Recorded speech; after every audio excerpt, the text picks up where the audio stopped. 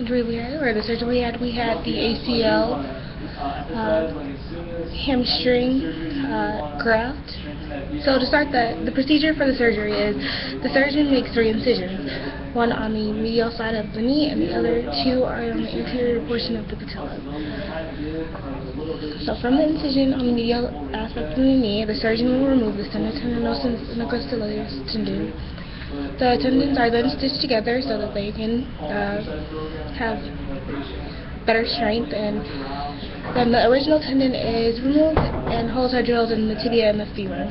The new graft, which was stitched together, will then be pulled through the holes and screwed in or stapled. The surgeon might put a tube in after so that the joint fluid won't build up, and then he'll stitch the 3 incisions. So next for the rehab. So for a brief overview of rehab, immediately the patient should leave the hospital the same day they have the procedure, and the patient can usually wear a prophylactic brace, and sometimes they won't. They will be on crutches for 2 to 4 weeks, but they can bear weight progressively throughout those 2 to 4 weeks, and then about in that 4-week span, at the end of that 4-week span, they can start doing some progressive training. The first few weeks of rehab, you should be able to control the pain and reduce swelling, and regain full extension as soon as possible.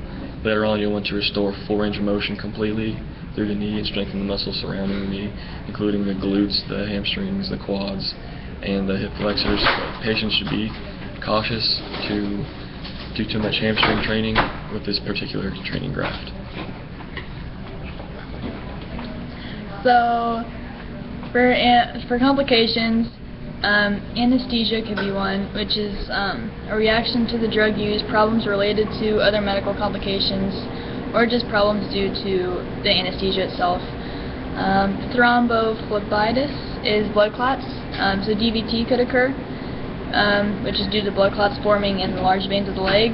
Infection is also a complication. Surgical incision can become infected. And problems with the grafts, revascularization takes about 12 weeks, so the graft is weaker at this point. And lastly, problems at the donor site. Hamstring muscle strength is decreased. Hamstring's main function is knee flexion, so the knee flexion may be weaker, and atrophy can occur, which is muscle loss.